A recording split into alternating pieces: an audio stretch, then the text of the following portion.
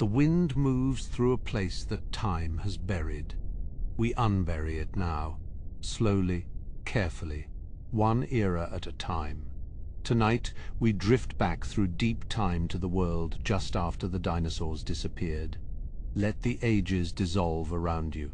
Sink gently into your pillow. The modern world can wait until morning. Let your eyelids grow pleasantly heavy. This is forgotten habitats. Let us begin. The great giants had vanished, leaving behind a landscape of quiet ash and cooling stone. In the shadow of the mountains, the ground remained warm, holding the memory of a sun that had been hidden for years. This was the dawn of a new epoch, a time of ghosts and silent recovery, where the rules of life were being rewritten in the damp soil. 66 million years ago, the planet had shuddered, and now it breathed in a slow, shallow pulse. The atmosphere was thick with the scent of wet soot and the metallic tang of minerals brought up from the deep earth. Nothing moved across the grey plains, save for the drifting haze that clung to the charred remains of the primordial forests. Beneath the layer of grey dust, a single seed felt the first touch of a cooling rain. It was a fern, a simple survivor, designed to thrive when the taller canopies had failed. These green shoots would soon cover the land in an emerald carpet, a phenomenon that would be remembered as the fern spike, the first sign of a returning life. In the crevices of the rock and the hollows of the earth, small eyes watched the dim light. These were the survivors, the creatures no larger than a mouse, who had weathered the fire by hiding in the cool embrace of the ground. They were the architects of the future, though they did not know it as they sniffed the damp atmosphere for the scent of food. One such creature, a Tylodus, moved with careful grace along a fallen trunk. Its fur was dense and brown, blending perfectly with the shadows of the wood. It paused, its long tail curling for balance as it listened to the drip of the condensation from the scorched branches above. The murmur of the falling moisture was the only note in a silent landscape. Further down in the valley, the flow of a small stream cut through the silt. The current was dark, carrying the debris of a lost age toward the sea. Here, a Champsosaurus, a long-bodied reptile, lay motionless in the shallows. It had survived where the great sea monsters had perished by finding refuge in the fresh currents of the inland rivers. Its skin was textured like the bark of a tree, and its eyes were fixed on the horizon. It did not need much to endure, only the warmth of the cooling mud and the occasional movement of a fish in the channel. The reptile was a living relic, a bridge between the time of dragons and the time of the small and the swift. As the half-light of the evening deepened, the temperature dropped and a silver frost began to form. On the edges of the leaves, the landscape was a mosaic of charred black and vibrant green as the ferns claimed the open spaces. There were no trees to block the view of the stars, which shone with a cold, piercing clarity through the thinning soot. In the distance, the silhouette of a low hill rose against the indigo sky. It was a place of refuge for a colony of Protungulatum, early mammals, that resembled tiny deer. They moved in a cautious tempo, their hooves clicking against the stones as they searched for the tender shoots of the new growth. Their senses were sharp, honed by the necessity of a changing terrain. They fed in the quiet, their ears twitching at every breath of the wind. The atmosphere was no longer a weight, but a promise of a world that was slowly cooling into a new stability. Each mouthful of green was a victory, a tiny step toward the recovery of the ecosystem that had been shattered. Deep in the swampy basins where the warmth of the earth still lingered, giant fungi had taken hold. They rose like pale umbrellas from the rotting vegetation, breaking down the remains of the old canopy. The scent here was rich and earthy, a smell of decay that was also the smell of new beginnings. In the murk of the fungal forest, life was busy at a microscopic level. Insects too had returned, their wings buzzing in the humid stillness. A beetle, its shell shimmering with a dull bronze, crawled over a mushroom cap, searching for a mate. The cycle of the seasons was returning, and with it the intricate patterns of the food chain were being rebuilt, piece by piece. Near the edge of a stagnant pool, a Borealosuchus, a crocodilian of the new age, waited. It was a patient predator, its snout just breaking the skin of the flow. It watched a group of small marsupials called peridectes as they skipped along the mossy bank. These tiny climbers were the ancestors of the opossums, and they moved with a frantic energy. They were foragers, their long fingers probing the crevices for grubs and seeds. The trees they climbed were not the giants of the past, but young saplings of birch and walnut that were just finding their footing in the new soil. The forest was a patchwork of light and shadow, a nursery for 1,000 new species. As the moon rose over the horizon, it cast a long, pale glow across the river delta. The terrain was transformed into a silver landscape, where the scars of the impact were hidden by the soft light. The stillness was profound, a meditative peace that had settled over the planet after its long and violent fever. In a clearing, a group of ectoconus, stocky mammals with powerful limbs gathered to rest. They were the first of the larger herbivores to emerge, their bodies adapted for digging and crushing the tough roots of the recovery plants. They huddled together for warmth, their breathing a steady, rhythmic sigh in the cool atmosphere. They were the pioneers of the Paleocene, the first to test the limits of the new environment. Their presence changed the land, their grazing keeping the ferns at bay and allowing the first grasses to take root. They were the gardeners of the new era, shaping the future with every step they took. High above, in the thinning canopy, the first birds of the new age stirred. They were not the toothed flyers of the Cretaceous, but the ancestors of the modern songbirds and the great flightless hunters. One, a Gastornis, though still young, stood on a branch, its beak, a powerful tool for cracking nuts and small bones. It looked out over the expanse, its golden eye reflecting the stars.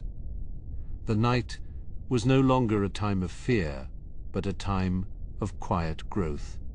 The planet was no longer a place of fire, but a place of water and wood. Every leaf that unfurled, every creature that breathed, was a testament to the resilience of the living spark. The epoch of the mammals had begun not with a roar, but with a whisper in the dark. As the first light of a new dawn touched the peaks of the distant mountains, the shadows began to retreat. The landscape was waiting for the warmth of the sun to wake the forest once more. The journey had only just started, and the path ahead was long and full of wonders, yet to be seen as the terrain prepared itself for the coming day. The soil of the San Juan Basin was no longer a layer of ash and ruin. It had become a rich, damp cradle for a new kind of green, thick mats of ferns and horsetails spread across the lowlands, creating a soft emerald carpet that cushioned every step. In the half-light of a Paleocene evening, the terrain felt alive with a quiet, persistent energy. The scent of wet earth and crushed vegetation hung in the atmosphere, a sign of a planet in deep recovery. a group of Peripticus moved slowly through the fern-choked glades. These animals, the size of modern sheep, were sturdy and thick-limbed, their hides patterned with subtle, earthy tones. They were the architects of the new meadows, their blunt teeth grinding through the fibrous stems of the recovery plants. They moved with a deliberate, weighted pace, their attention focused on the succulent new growth that emerged from the shadows. Each movement was a testament to the resilience of life in this changing landscape.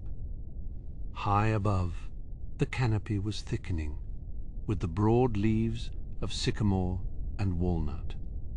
These trees were the first to reclaim the sky their branches, reaching upward into the cool indigo light. Among the mossy bark, Attylidus, a small, squirrel-like creature, paused to look at the horizon. Its large, dark eyes captured the faint glimmer of the stars, reflecting a sky that was finally clear of dust. It was a master of the heights, its flexible ankles allowing it to descend trunks headfirst with effortless grace. The atmosphere was filled with the low, steady murmur of insects returning to the pulse of the seasons. Beetles with iridescent shells crawled over the fallen logs, their tiny legs scratching against the decaying wood. The vibration of their movement was a soft grounding note in the stillness of the forest. In the distance, a low note from a hidden bird-like hunter echoed through the trees, a reminder that the balance of power was shifting. The predators were smaller now, but they were no less focused. Near the edge of a slow-moving stream, a panther lambda rested in the tall grass. This was one of the largest mammals of its time, a creature with a heavy barrel-shaped body and powerful digging claws.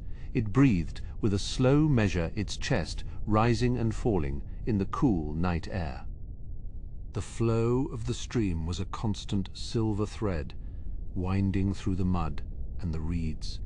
It carried the minerals of the mountains down to the plains, feeding the roots of the expanding forest.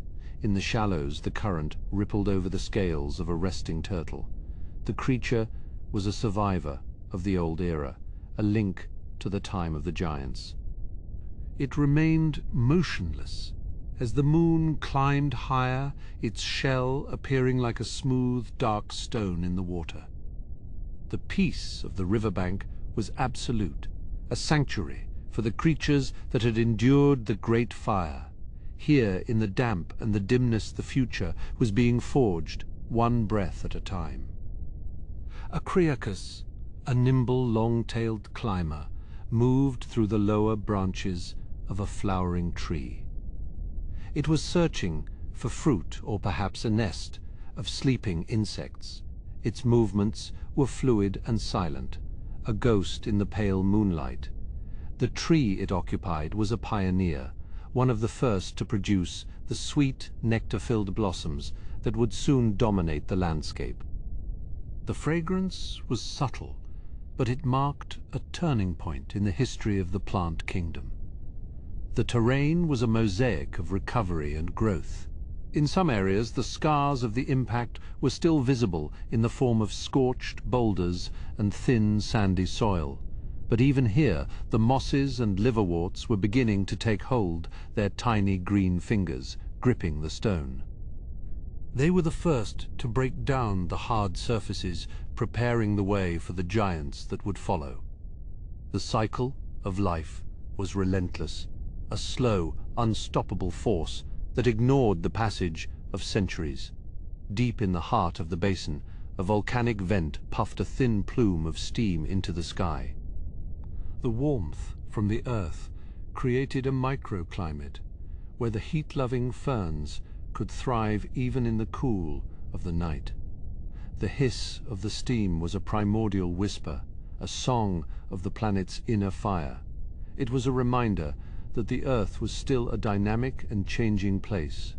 The landscape was never truly still, even when it seemed to be at rest.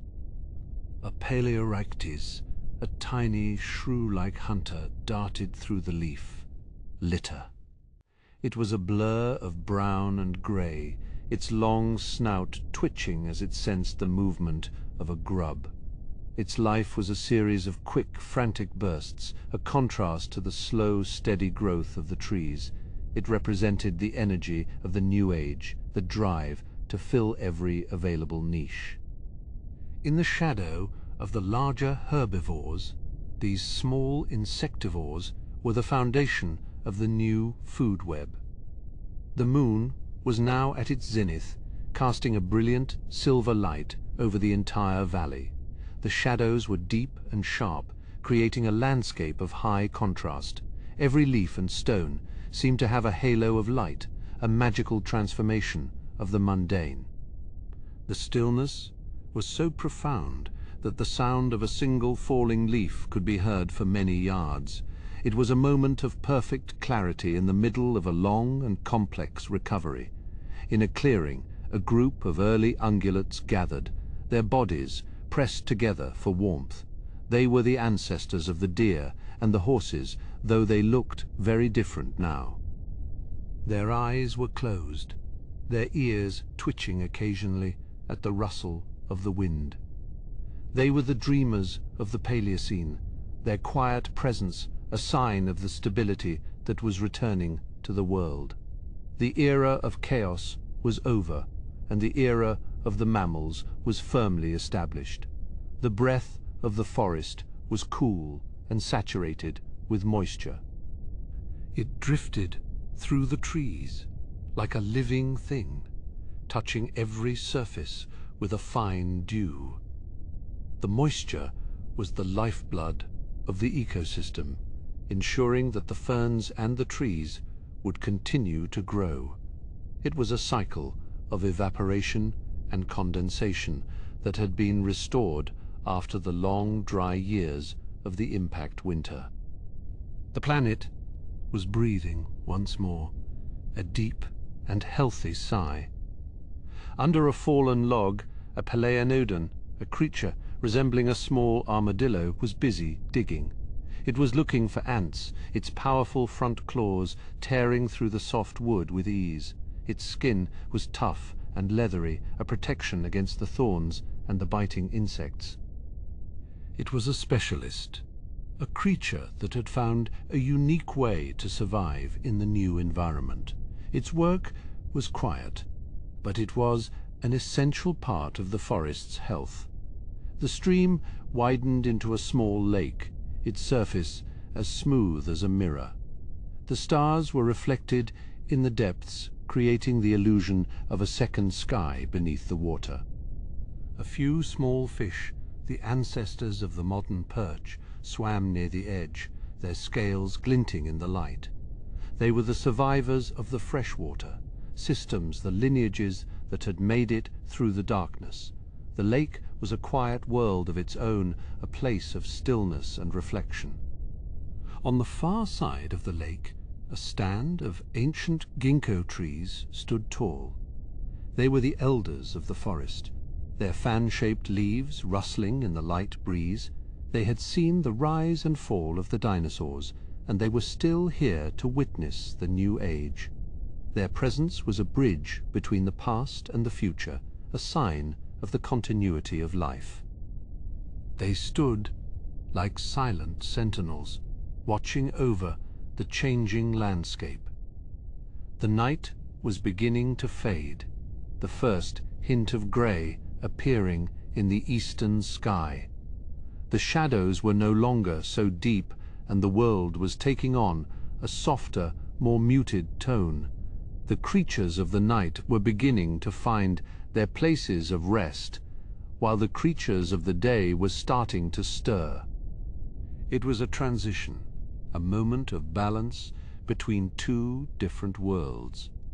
The forest was preparing for the arrival of the sun.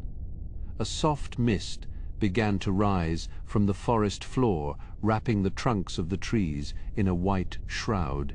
It moved with a slow grace, obscuring the details of the terrain and creating a sense of mystery. The mist was a cooling touch, a final gift from the night before the heat of the day arrived. It hung in the atmosphere, a silent, weightless presence that softened the edges of the world. The first birds of the morning began to call, their voices clear and bright in the stillness. They were simple songs, but they were the first notes of a new symphony. The music of the Paleocene was different from what had come before, but it was no less beautiful. It was a song of survival and of the endless possibilities of the future. The landscape was ready for the light. As the horizon turned to gold, the inhabitants of the San Juan Basin prepared for another day of growth and discovery. The journey of the mammals was gathering momentum as they moved into the vast open spaces of the new era. The landscape, now a cradle of burgeoning life, waited for the warmth of the Eocene to push the boundaries of what this new world could become. The sun climbs higher over the Bighorn Basin, casting long amber rays through the canopy of the early Eocene. The warmth is immediate, a dense presence that stirs the life below. The atmosphere is saturated with moisture, a fine mist that clings to the moss and the bark of the towering dawn redwoods.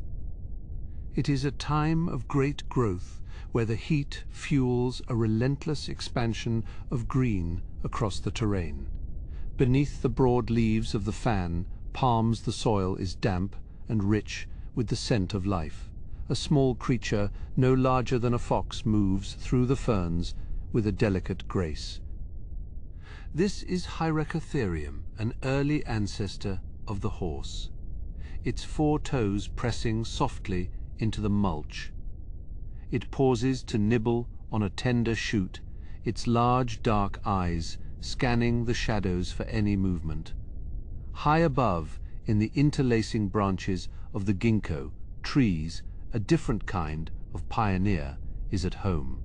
Teilhardina, a primate of diminutive size, leaps from limb to limb with a precision that speaks of a life lived in the heights. Its long fingers grasp the textured bark as it searches for the sweet fruits and insects that thrive in the upper reaches. The canopy is a vibrant highway, a place of endless movement and light. The forest floor, however, belongs to others who move with a more deliberate weight.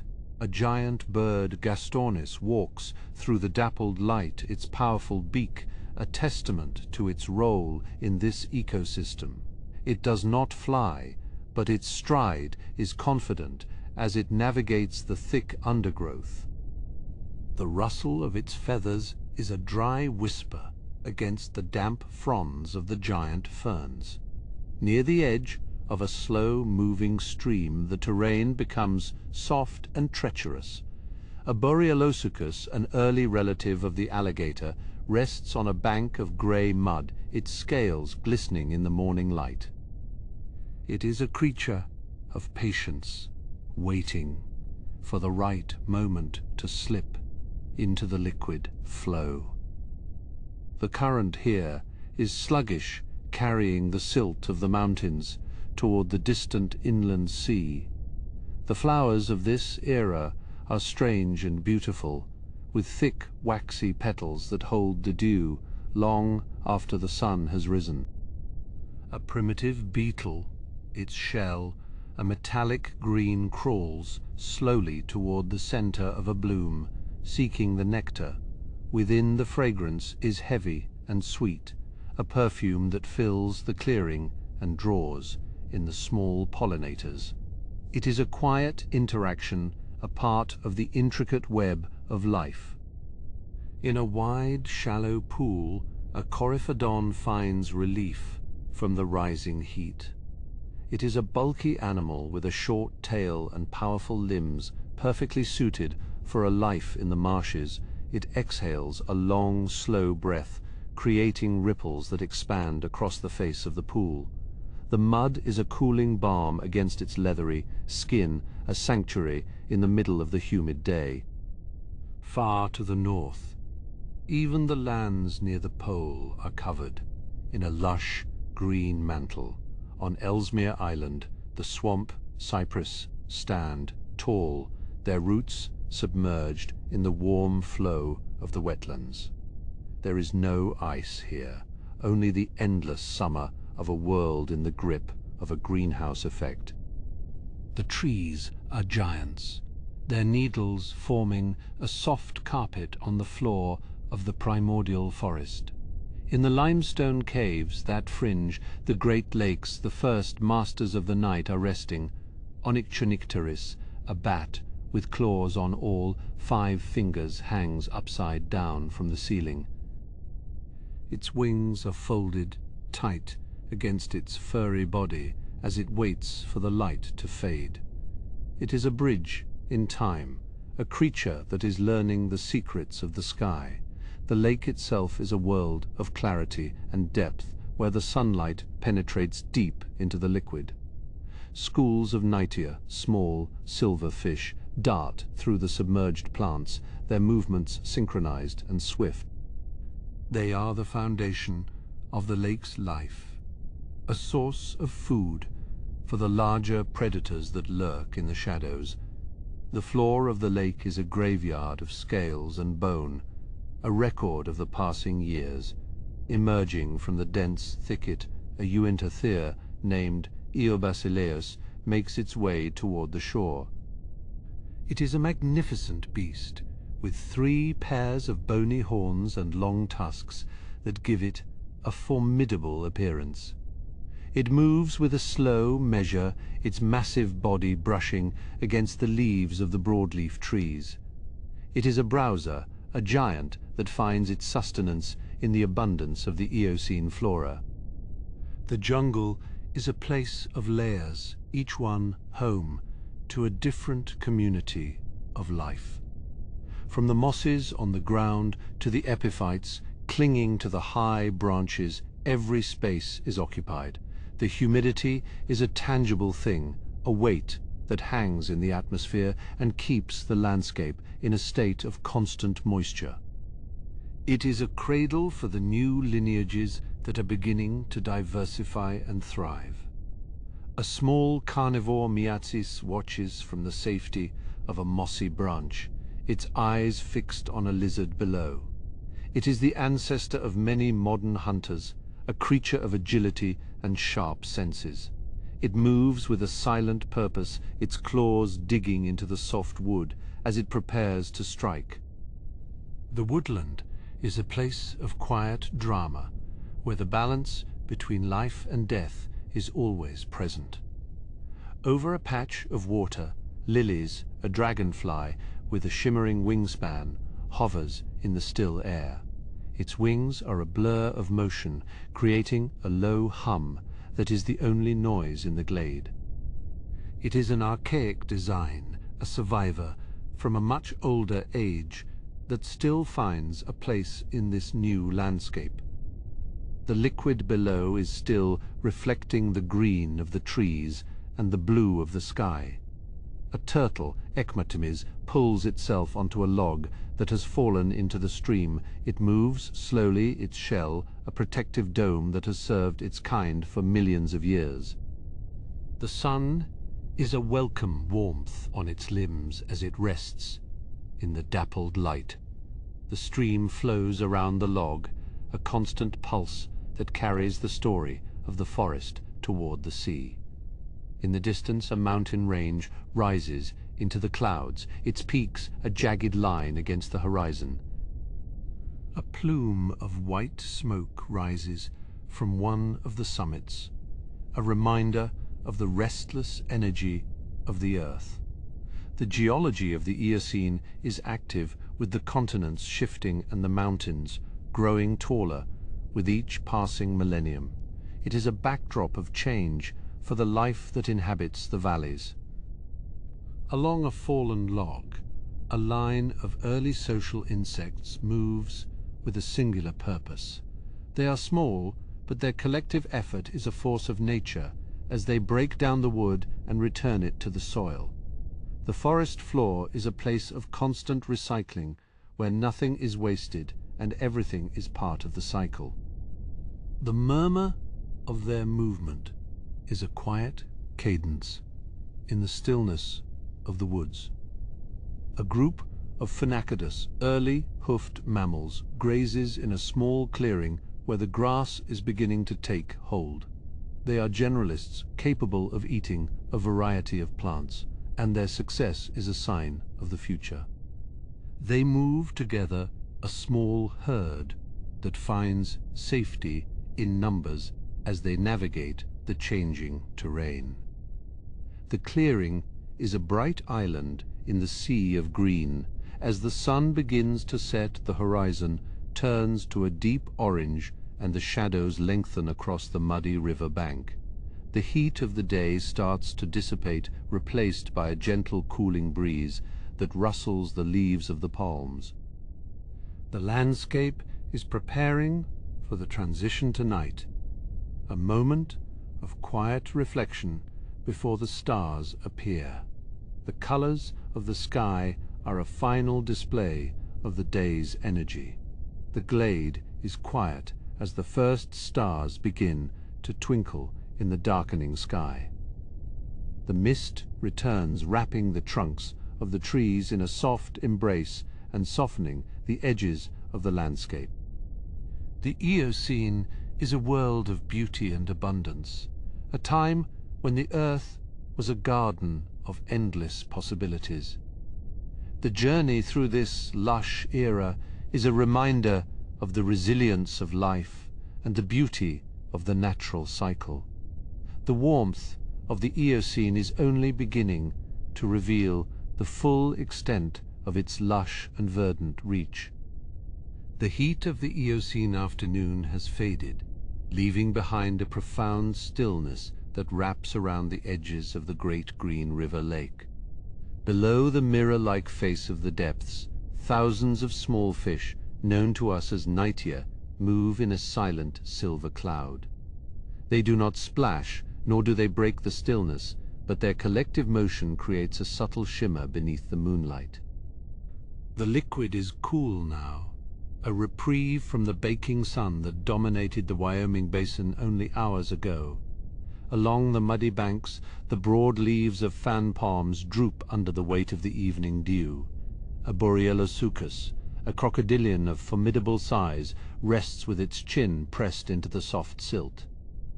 It is a living relic of a lineage that watched the Titans fall, yet here it remains, thriving in the humid warmth of this new epoch. The creature does not move, its golden eyes reflecting the stars that have begun to pierce through the high atmospheric haze. The atmosphere is thick with the scent of damp earth and decaying vegetation, a perfume of growth that defines this greenhouse age. High above the lake, the canopy of sycamores and poplars provides a home for Cantius, a small lemur-like primate with large, perceptive eyes. It leaps from branch to branch with a grace that seems almost weightless, its long tail acting as a balance in the dim light. The primate is a pioneer of a lineage that will one day claim the stars, but for now it is content with the sweet fruit of the Eocene forest. Far to the north, where the land meets the polar circle, the environment is unexpectedly lush and vibrant. There are no ice caps here, only endless forests of metasequoia and bald cypress that stretch toward the pole. In the twilight of the long summer night, the trees stand like sentinels over a landscape that is both strange and familiar. The warmth of the planet has turned the Arctic into a sanctuary of green, where life flourishes in the perpetual glow of the midnight sun. Floating on the face of a quiet pond, a carpet of Azolla ferns creates a velvet layer of emerald. This tiny plant is performing a monumental task, absorbing carbon from the atmosphere and storing it in the depths of the channel. It is a silent revolution, a biological force that is slowly altering the chemistry of the planet. The ferns drift with the gentle movement of the breeze, a soft pattern of green that covers the liquid from shore to shore. A coryphodon, a stocky mammal with the build of a hippopotamus, wades through the shallow lagoon. It feeds on the succulent aquatic plants, its broad feet sinking into the rich mud with every step. The noise of its feeding is a rhythmic crunching, a peaceful vibration in the quiet of the Arctic swamp. It is a creature of the shadows, finding comfort in the cooling mist that rises from the floor of the forest. In the heart of the North American interior, the landscape shifts to a mosaic of open woodland and scrub. Here the Uintatherium wanders, a bizarre and magnificent beast with 6 bony horns and formidable tusks. It moves with a slow, deliberate pace, its massive body supported by pillar-like legs that leave deep impressions in the dry soil. The beast is a browser, seeking out the tender leaves of shrubs that grow in the shelter of the taller trees. Nearby, an Eobasileus pauses by a volcanic spring, the steam rising in white plumes against the indigo sky. The smell of sulfur is a reminder of the tectonic forces that are shaping the mountains to the west. The creature drinks from the mineral-rich flow, its reflection shimmering in the moonlight as the stars wheel slowly overhead. This era is a time of geological transition, where the Earth is as restless as the life it supports. A Paleovespa, an early relative of the wasp, rests on the underside of a broad leaf. Its wings are folded, its body a marvel of intricate design that has changed little over the millions of years. The insect is a tiny participant in the grand ecology of the Eocene, a pollinator and a predator in equal measure. It waits for the first light of dawn to resume its busy life in the undergrowth. In a clearing carpeted with ferns, a small herd of Hyracotherium grazes on the low vegetation. These early ancestors of the horse are no larger than a fox, their striped coats providing perfect camouflage in the dappled light. They move with a nervous energy, their ears twitching at every murmur from the surrounding woods. The meadow is a place of relative safety, a quiet haven in the sprawling expanse of the primordial forest. Across the globe, the Tethys Sea stretches its warm fingers between the continents, a cradle for the next great chapter of life. In the moonlit lagoon off the coast of what will one day be Egypt, a Basilosaurus breaches the surface. Its long, serpentine body glides through the brine with effortless power, a predator of the open ocean. This is no longer a creature of the land, but a master of the deep, a sign of the incredible transformations taking place in the sea. A pod of Doridon, smaller and more compact than their giant cousin, plays in the shallows near a coral reef. Their clicks and whistles echo through the liquid, a complex language that binds the social group together. They are lit by the bioluminescence of tiny organisms, creating a trail of blue light as they dart through the dark.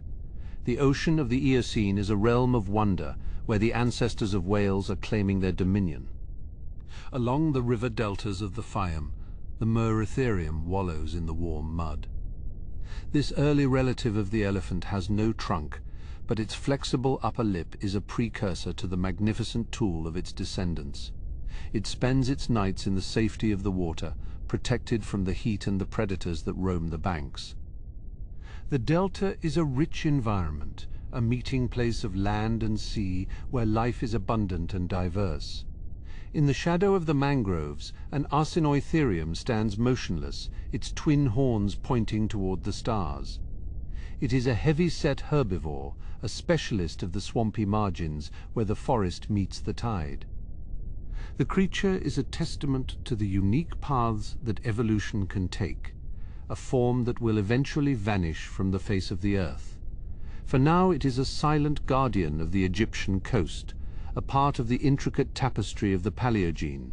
A Patriofelis, a powerful creodont predator, stalks through the thick ferns of the Wyoming Basin. It moves with a feline grace, its muscles rippling beneath a coat of tawny fur. The hunter is patient, its eyes fixed on a group of browsing mammals in the distance. The cycle of life and death continues in the dimness, a measured tempo that has governed the world since the beginning of time. High in the Arctic canopy, a Thulania bird settles onto a branch of a metasequoia tree. Its feathers are a muted gray, blending into the bark as the sun dips below the horizon for a brief summer rest. The bird is a traveler, a witness to the vast forests that once covered the top of the globe. It tucks its head under a wing, finding sleep in the high branches while the forest floor remains active below. On the surface of a quiet lake, a flock of Presbyornis floats in a tight formation. These long-legged, duck-like birds are a common sight in the Green River environment. Their calls a familiar note in the evening chorus. They are communal creatures, finding strength in numbers as they navigate the changing seasons.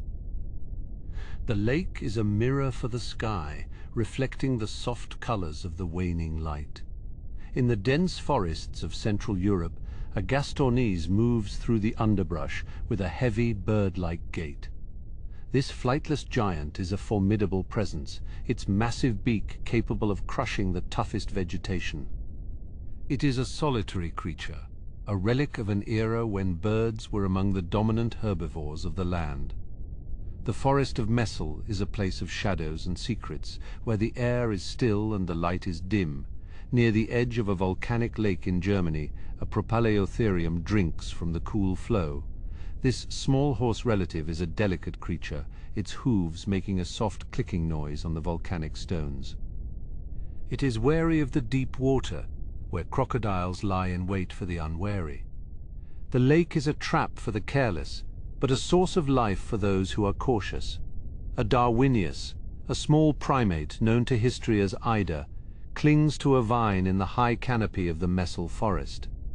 Its large, dark eyes scan the surroundings for insects and fruit, its nimble fingers gripping the vegetation with precision.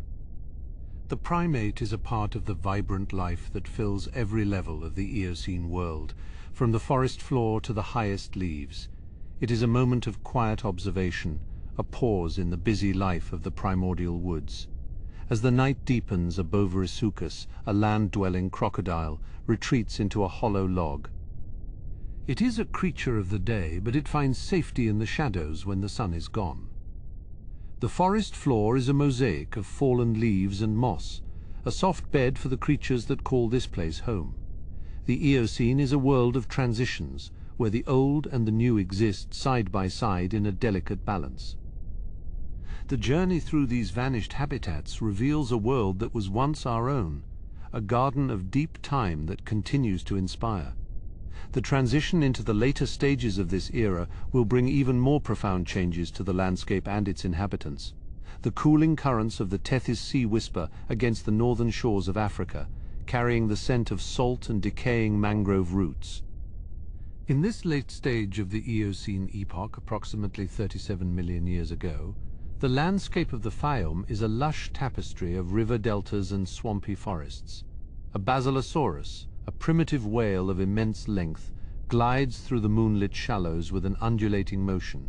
Its serpentine body, stretching over 15 meters, leaves a gentle wake that ripples through the seagrass. This giant still retains tiny vestigial hind limbs, a quiet reminder of its terrestrial ancestors that walked the earth millions of seasons before.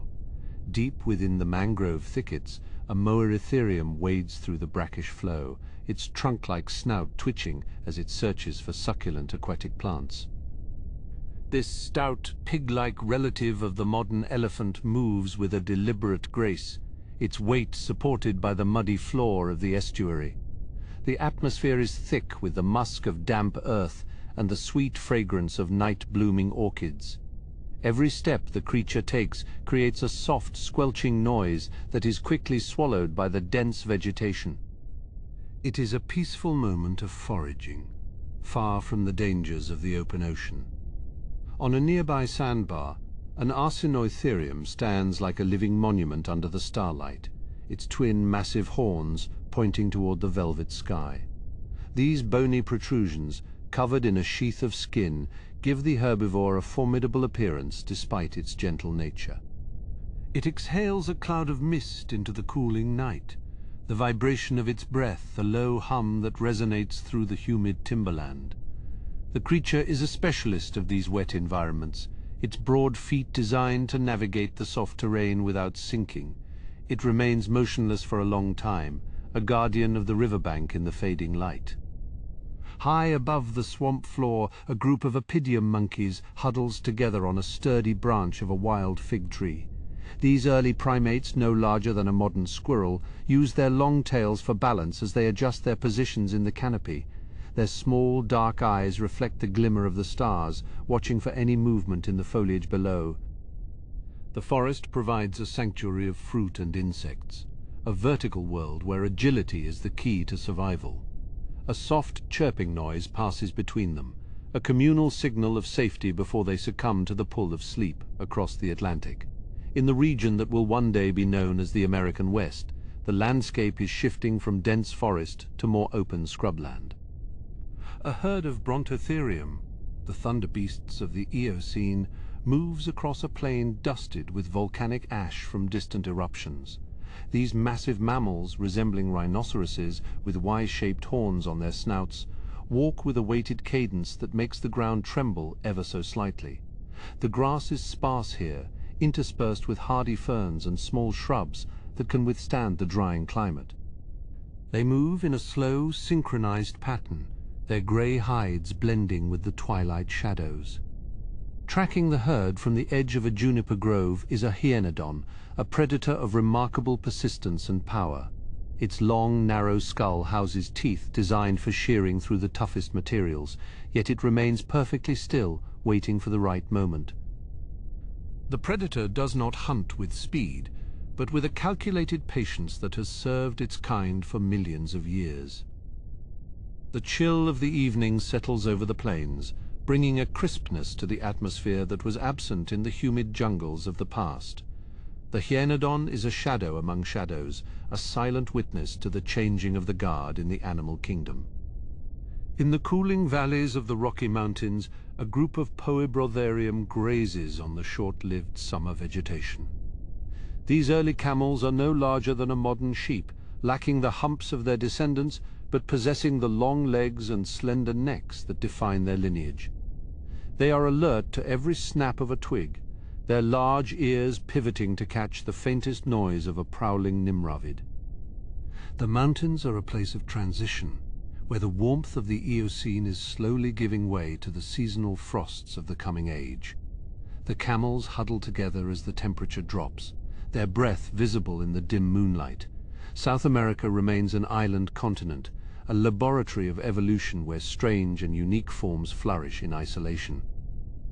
A Pyrotherium, a beast that resembles a cross between an elephant and a tapir, browses on the thick leaves of a southern beech tree. Its tusks are used to strip bark and dig for roots in the rich volcanic soil of the Andean foothills. The landscape is a mosaic of temperate rainforests and high-altitude marshes, a world apart from the rest of the globe. The call of a flightless terror bird echoes from a distant ridge, a reminder that this continent has its own masters. In the ancient rainforests of Australia, which is still connected to the fringes of Antarctica, a giant platypus named Obdurodon swims through a dark, fern-fringed pool. It uses its broad, sensitive bill to detect the electrical signals of crustaceans hiding in the silt. The water is cold and clear, reflecting the towering forms of Antarctic beech and giant ferns that dominate the canopy. This is a world of perpetual twilight during the long southern winter, a place where the pulse of life slows down to match the freezing temperatures. The platypus is a survivor of an even older era, a living link to the dawn of mammals. In the Gobi region of Asia, the terrain is becoming increasingly arid, with wide gravel plains and seasonal riverbeds. An Andrewsarchus, the largest terrestrial carnivorous mammal to ever live, stalks the shoreline of a receding lake. Its massive jaws, capable of crushing bone with ease, are currently probing the mud for stranded fish or turtles.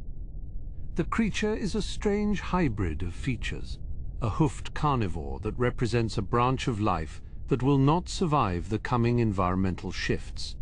The wind howls across the open expanse, carrying the dust of a drying world. As the Eocene draws to a close, the global thermostat is being dialed down by the shifting of tectonic plates.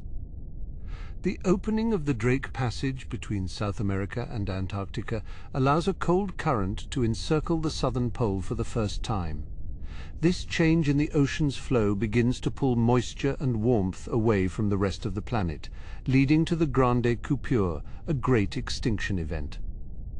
The lush evergreen forests are starting to retreat, replaced by deciduous trees that shed their leaves in the face of the first true winters. It is a time of profound transformation, a quiet revolution in the climate. On the edge of a European lagoon, a Tethys Sea snake glides through the reeds, its elongated body a shimmering ribbon in the half-light. These snakes, reaching lengths of over 5 meters, are masters of the coastal shallows, preying on the diverse fish that inhabit the Tethys. The brine is warm, but the breeze is turning cool, a sign of the seasonal changes that are becoming more pronounced. The snake finds a hollow beneath a submerged log, coiling its body tightly to conserve heat as the sun disappears. The lagoon is a place of stillness, where the only movement is the gentle lap of the tide. In the undergrowth of a French forest, an Adapis primate clings to a mossy branch, its movements slow and deliberate. These lemur-like creatures are seeing their habitat shrink as the tropical forests give way to temperate woodlands. The primate feeds on the last of the autumn berries, its digestive system adapted to a diet of leaves and fruit. The forest floor is a carpet of copper and gold, the first time in millions of years that such colors have dominated the landscape. The Adapis is a remnant of a warmer world, struggling to adapt to the encroaching chill. Near a watering hole in the Fayoum, a Paleomastodon drinks deeply, its short trunk submerged in the clear flow. This creature is more elephant-like than its cousin Moeritherium, with longer tusks and a more robust frame. It is part of the lineage that will eventually produce the mammoths and mastodons of the Ice Ages. The animals gathered at the pool are a testament to the diversity of the late Eocene, a final flourish of life before the cooling intensifies. The stars above are bright and cold, casting a silvery glow over the gathered giants. A pod of Dorudon, smaller and more streamlined whales than the Basilosaurus, hunts in the kelp forests of the Tethys. They communicate with high-pitched clicks and whistles that travel for miles through the deep blue. Their social bonds are strong, a necessary trait for navigating an ocean that is becoming more competitive and less predictable. They move with a synchronized measure, their sleek bodies cutting through the brine with effortless efficiency. The ocean is their home, a vast expanse that offers both sanctuary and challenge in this era of change. On the plains of Nebraska, a Hyracodon runs through the scrub, its 3-toed feet striking the dry earth with a rhythmic beat. This small, hornless rhinoceros is built for speed, a necessary adaptation for a world where open spaces are becoming more common. It is a herbivore of the New World, one that relies on its senses and its agility to evade the predators of the scrubland. The horizon is wide and empty, the sky a deep indigo that seems to stretch on forever. The Hyracodon stops to sniff the air, its nostrils catching the scent of distant rain. In the shadows of a volcanic crag in the American Northwest, a nimravid, a cat-like carnivore with long saber teeth, prepares for the night's hunt. It is not a true cat, but a member of a parallel lineage that evolved similar tools for survival. Its fur is thick and mottled, providing perfect camouflage against the lichen-covered rocks. The predator is a master of the ambush, waiting for a stray camel or oreodont to pass within striking distance. The silence of the mountain is absolute, broken only by the occasional crack of a cooling stone. As the night reaches its zenith, the constellations of the Eocene sky look down upon a world in flux. The great forests of the north are preparing for their long sleep, the sap slowing in the veins of the trees as the first frost touches the leaves. The creatures of the earth are finding their places of rest, whether in the hollow of a tree, the depths of a cave, or the warmth of a communal huddle. The cycle of the seasons is a new and powerful force, a measure of time that will define the lives of all who follow. It is a moment of profound quiet, a pause before the next chapter of the planet's history unfolds. The transition into the Oligocene will bring even harsher conditions, with ice sheets growing in the south and the sea levels dropping across the globe. But for now, the late Eocene remains a garden of strange beauty, a place where the giants of the past and the ancestors of the future share the same moonlit landscape. The journey through these vanished habitats reveals the resilience of life, its ability to find a way through the most dramatic of changes. The landscape is a canvas of deep time, painted with the colors of evolution and the shadows of extinction. The cooling of the world is not an end, but a transformation that will pave the way for new forms of life to emerge and thrive. The dawn of the next era is still a long way off, hidden behind the veil of the coming winter. As the stars continue their slow march across the heavens, the creatures of the Eocene dream of the warmth that is fading and the challenges that lie ahead. The story of this era is one of adaptation and endurance, a testament to the enduring spirit of the natural world as it moves toward the next great shift in the environment. The transition into the Oligocene epoch brings a new clarity to the atmosphere as the humidity of the previous age retreats toward the equator. In the heart of what will one day be the Gobi Desert, the night is crisp and the sky is a velvet canopy of brilliant, unfamiliar stars. A massive shape moves through the scrub, a Paraceratherium, the largest land mammal to ever walk the earth. Its long neck reaches into the upper branches of a hardy acacia tree, its prehensile lips stripping away leaves with a soft, tearing noise. This giant of the Oligocene stands nearly 5 meters at the shoulder, a mountain of flesh and bone that moves with a slow, deliberate grace. The ground beneath its padded feet does not tremble, but instead accepts the weight with a muted thud. The creature is a testament to the possibilities of life when the forests open up, allowing for sizes that the dense jungles of the past could never support. Around it, the wind whispers through the dry grasses, a new music for a changing landscape. Across the cooling planet, in the region that will become the American Midwest, the landscape is a mosaic of open woodland and broad sandy riverbeds. The White River Formation is home to a diverse assembly of creatures, all adapting to a climate that is becoming more seasonal and less predictable. A small herd of Mesohippus, the three-toed ancestors of the horse, huddles together near the edge of a drying stream. Their coats are thick and dappled, providing a natural camouflage against the silvered bark of the cottonwood trees. These early horses are no larger than a modern dog, yet they possess a lean, athletic build that suggests the speed of their descendants. They are alert, their large eyes scanning the shadows for any sign of movement. The night is not without its dangers, for the predators of this age are as efficient as they are strange. A hyaenodon, a carnivorous mammal with bone-crushing jaws, stalks the periphery of the clearing, its breath visible in the cooling night. In the lush river valleys of Egypt, the Fayum forest remains a sanctuary of warmth and abundance, even as the rest of the planet cools. Here, the ancestors of primates, like the Egyptopithecus, sleep high in the canopy of fruiting trees. Their long tails are curled around branches for stability, their small hands gripping the wood with a strength that belies their size. The jungle is alive with the murmur of insects and the distant haunting calls of nocturnal birds, a remnant of the tropical world that once covered the poles.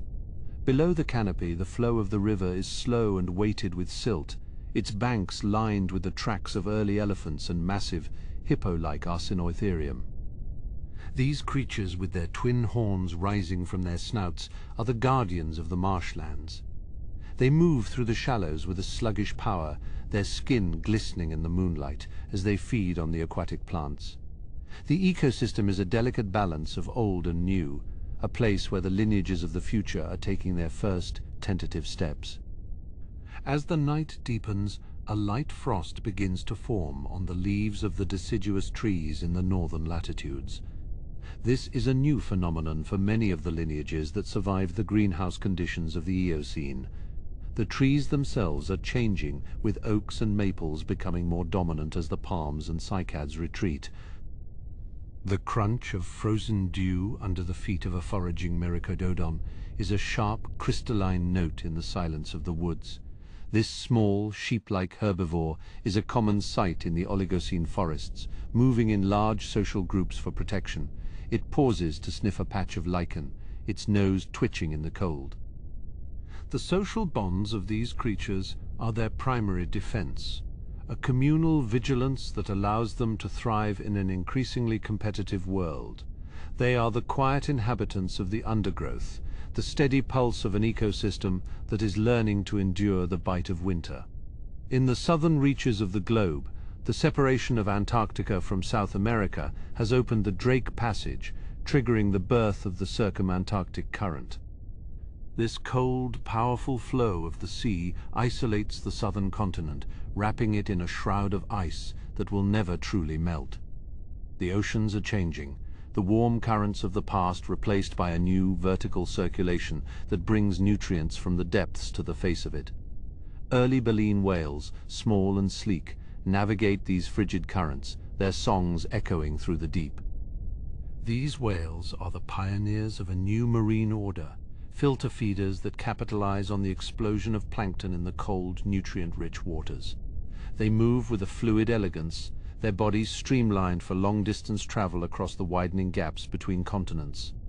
The sea is no longer a warm, shallow basin, but a sprawling, dynamic expanse that demands resilience and intelligence. The low-frequency hum of their communication is a steady vibration that carries for leagues through the dark. Back on the plains of Mongolia, a group of entelodonts, often called hell pigs, scavenge the remains of a carcass. They are formidable creatures, with massive heads and bony protrusions that give them a terrifying appearance. Yet in the moonlight, their behavior is surprisingly social, as they communicate with low grunts and nudges. They are the opportunists of the Oligocene, capable of both hunting and scavenging, their presence a reminder of the harsh realities of survival in a drying world. Their powerful jaws can crack bone with ease, allowing them to access nutrients that other predators leave behind. They are the cleaners of the landscape, ensuring that nothing goes to waste in an environment where resources are becoming more seasonal. As they finish their meal, they move off into the shadows of the crags, their heavy footsteps fading into the whisper of the wind. The landscape is left to the silence of the stars, a place of profound stillness and archaic beauty.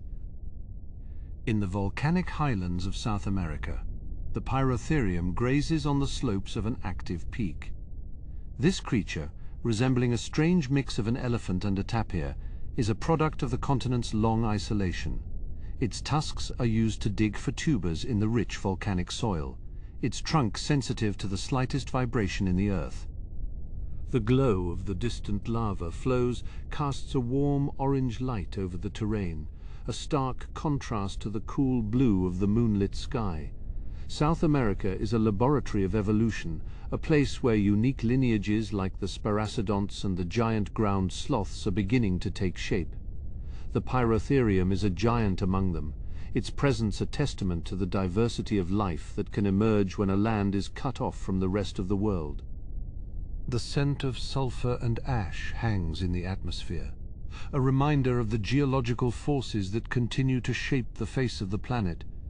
The creature moves with a slow, rhythmic pace, untroubled by the fire in the distance. As the first hint of dawn touches the horizon in the east, the creatures of the Oligocene find their places of rest. The Paraceratherium lowers its head, its breathing slow and deep, as it enters a state of light slumber.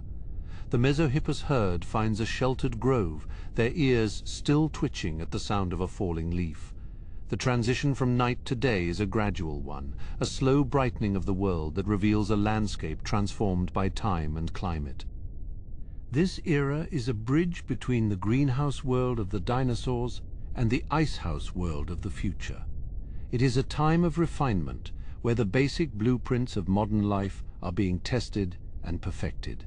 The cooling of the planet is not a catastrophe, but a catalyst for innovation, driving the development of new strategies for survival. The story of the Oligocene is one of endurance, a quiet victory of life over the changing elements.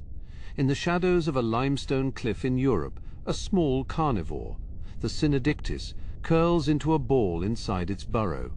This early relative of the dog is a master of the underground, its sharp claws and flexible body perfectly suited for a life in the earth. It is the ancestor of many of the predators we know today, a small but significant link in the chain of evolution. Its sleep is deep and undisturbed, a moment of peace before the hunt begins anew. The world is a tapestry of interconnected lives, each one playing a role in the grand measure of deep time. From the giants of the plains to the tiny primates in the canopy, every creature is a part of the ongoing narrative of the planet. The landscape is a living museum, preserving the traces of the past while providing the foundation for the future. The silence of the morning is a pause in the music of existence, a time for reflection and rest. As the sun rises over the horizon, the frost on the leaves begins to melt, turning into glistening droplets that catch the light. The cycle of the seasons continues its slow, inevitable march, guiding the destiny of all who call this era home. The journey through the Oligocene is a reminder of the resilience of the natural world, its ability to find beauty and balance in the face of profound change. The path forward is one of adaptation and discovery, a trail that leads toward the dawn of a new age. The light of the Oligocene fades, making way for the Miocene, an epoch where the planet stretches its limbs and redefines the very essence of the horizon. In the heart of North America, the dense woodlands are retreating, surrendering their territory to a rising tide of gold and amber. This is the age of the grasses, a silent revolution that transforms the face of the continents. The sprawling plains of the mid-continent are no longer just clearings, but endless seas of vegetation, rippling under the touch of a cooling wind. In this new landscape, the Merychippus moves with a newfound grace. These early horses, with their 3 toes still visible, have begun to adapt to the abrasive diet of the prairies, their teeth growing stronger to meet the challenge of the silica-rich stems. They graze in loose bands, their ears swiveling to catch the faint rustle of a predator in the tall stalks. The atmosphere is clear and crisp, a departure from the humid haze of the earlier eras, allowing the eye to see for many miles across the level earth. To the west, the mountains continue their slow ascent, casting long purple shadows that creep across the basin as the sun begins its descent. The volcanic activity that once dominated the region has quieted, leaving behind fertile soils that nourish this burgeoning ecosystem.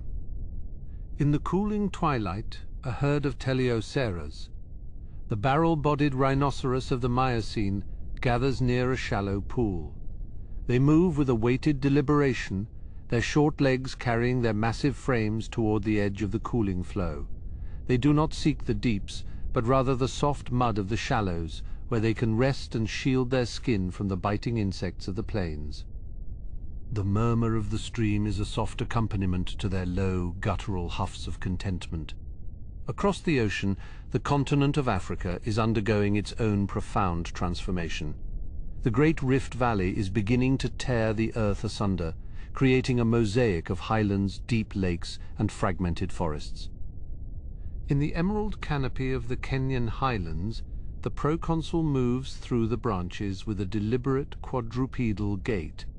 This early ape lacks a tail, a subtle but significant departure from the primates that came before, marking a new chapter in the lineage of the forest dwellers. They feast on the abundance of seasonal fruits, their nimble fingers plucking the ripe offerings from the mossy limbs. The scent of ripening figs and damp bark fills the humid atmosphere, a remnant of the tropical past that still persists in these equatorial refuges. As the sun dips below the jagged peaks of the rift, the calls of the forest begin to change. The bright chirps of the daybirds are replaced by the low, haunting hoots of the nocturnal hunters, and the rustle of leaves takes on a more secretive quality. In the scrublands of Eurasia, The Gomphotherium wanders through the deepening shadow. These four-tusked proboscideans are the architects of the landscape, their immense strength allowing them to uproot small trees and create paths through the dense undergrowth. Their tusks, elongated and shovel-like in the lower jaw, are perfect for scooping up the succulent vegetation of the marshlands. They move with a slow, measured cadence. Their footfalls a dull thud against the sun-baked earth. The Tethys Sea, once a great waterway connecting the oceans, is shrinking, leaving behind isolated basins and expanding coastal plains. The salt-scented breeze carries the memory of the sea, even as the land reclaims the territory.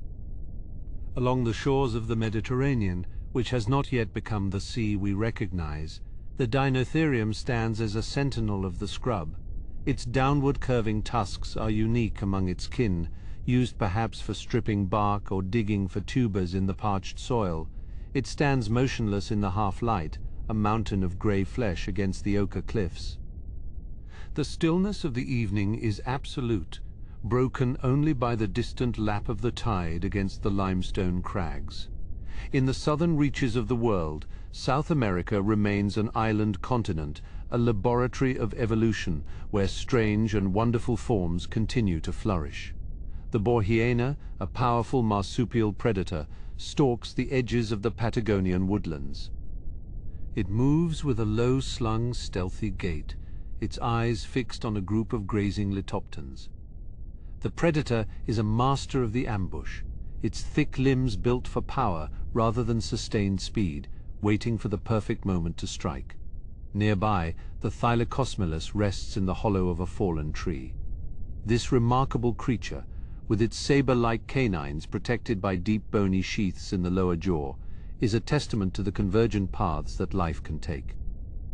Though it looks like the cats of the north, it is a creature of a different lineage, a silent ghost of the southern twilight. Its breathing is slow, and even its golden eyes reflecting the first few stars that pierce the indigo sky. As the night deepens, the cooling of the planet becomes more apparent. The intense heat of the Eocene is a distant memory, replaced by a world of seasonal shifts and temperate extremes. The polar regions are beginning to accumulate permanent ice, a change that pulls the moisture from the atmosphere and fuels the expansion of the dry grasslands. The cycle of the year is now a dominant force, guiding the migrations and the life stages of every inhabitant. The stars above the Miocene landscape are familiar yet slightly displaced, the constellations shifting as the solar system continues its journey through the galaxy.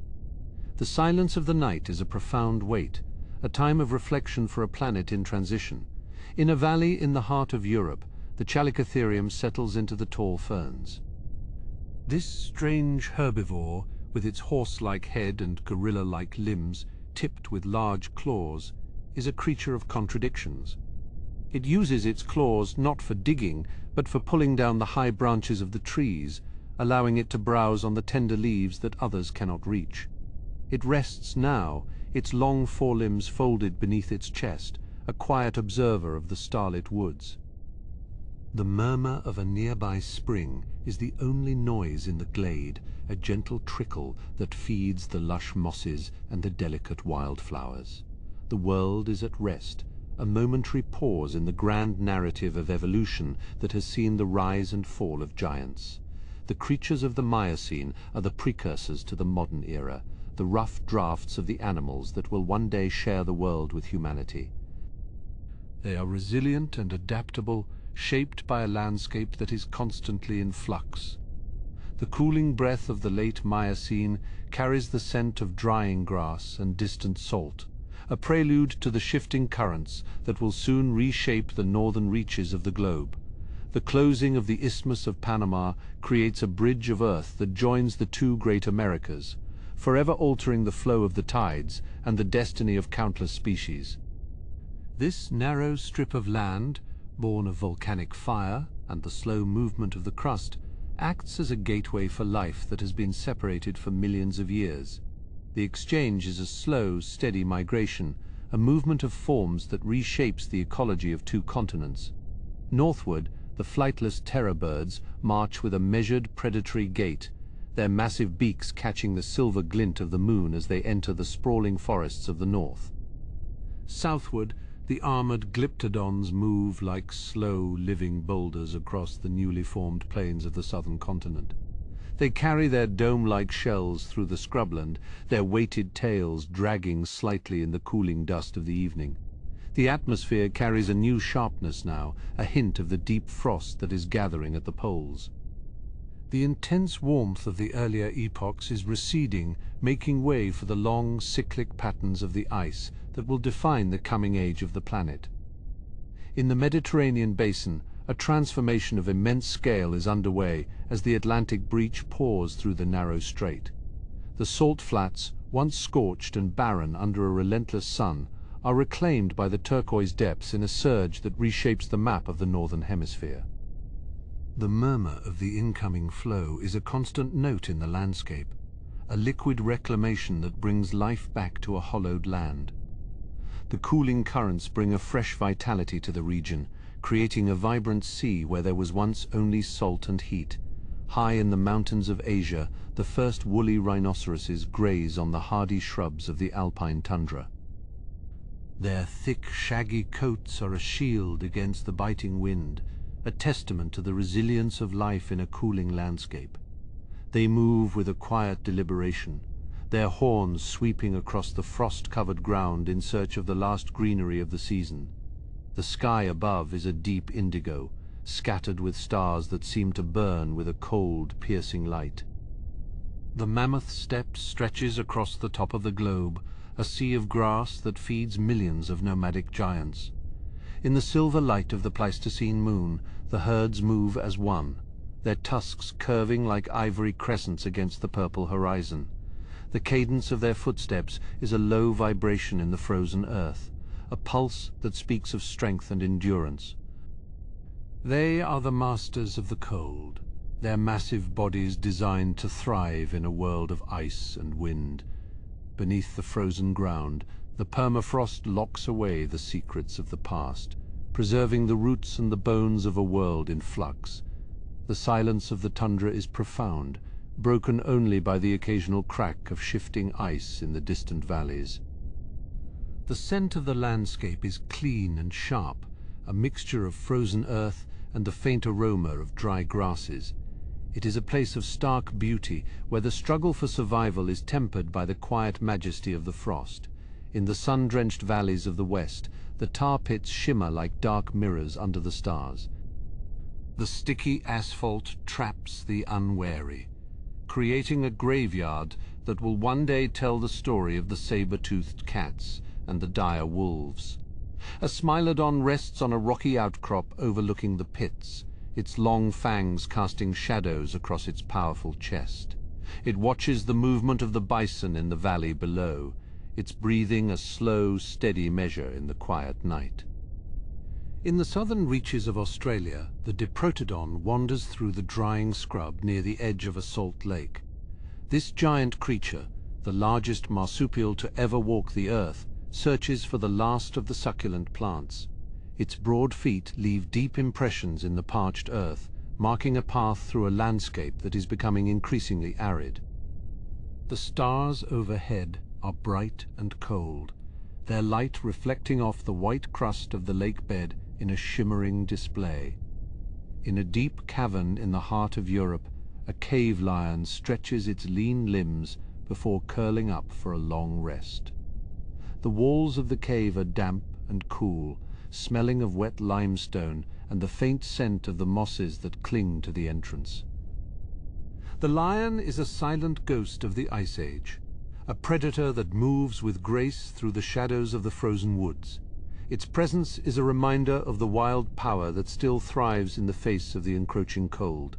As the glaciers reach their maximum extent, the sea levels drop, revealing land bridges that allow for the final migrations of the era.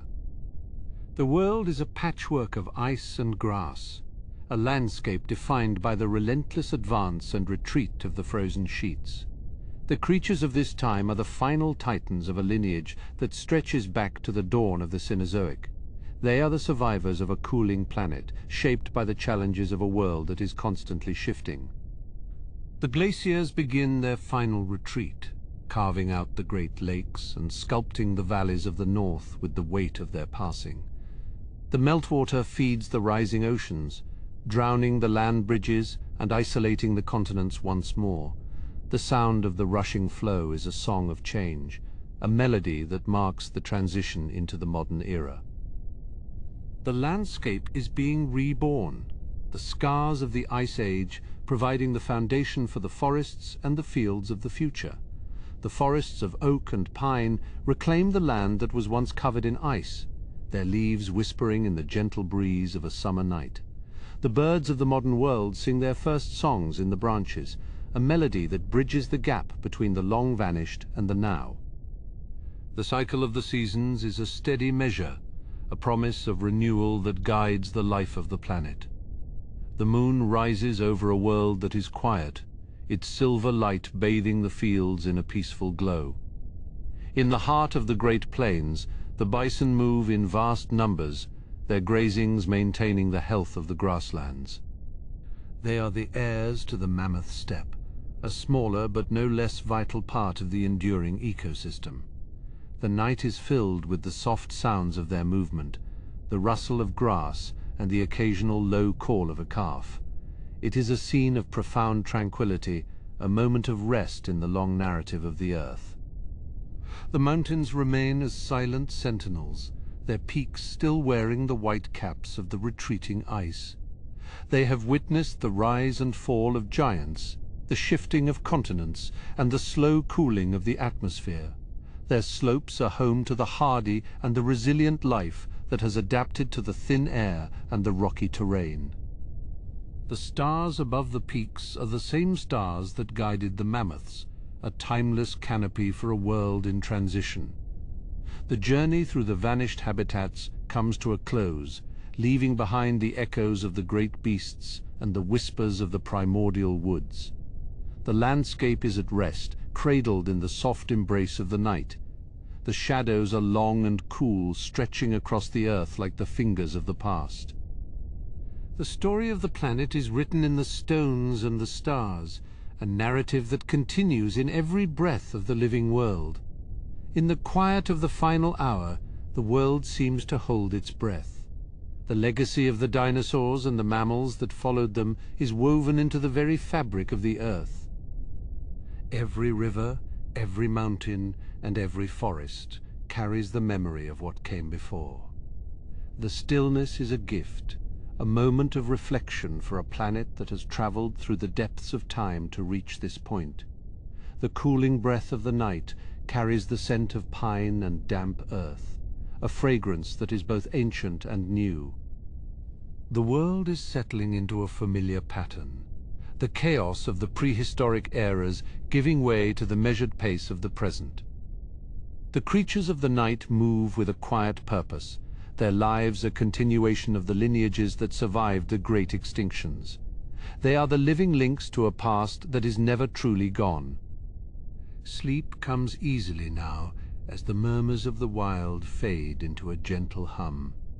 The stars continue their slow dance across the heavens, a timeless reminder of the scale of the universe.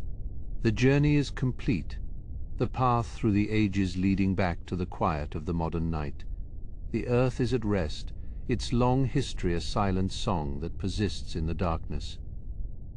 We leave this world to its slumber, knowing that the cycle of life will continue long after the stars have faded.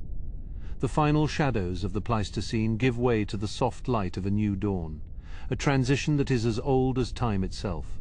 The world is ready for what comes next, its resilience and its beauty undiminished by the passage of the ages.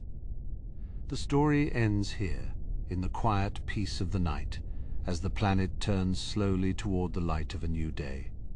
The journey through the forgotten habitats is over, but the wonders of the earth remain, waiting to be discovered in the silence of the stars.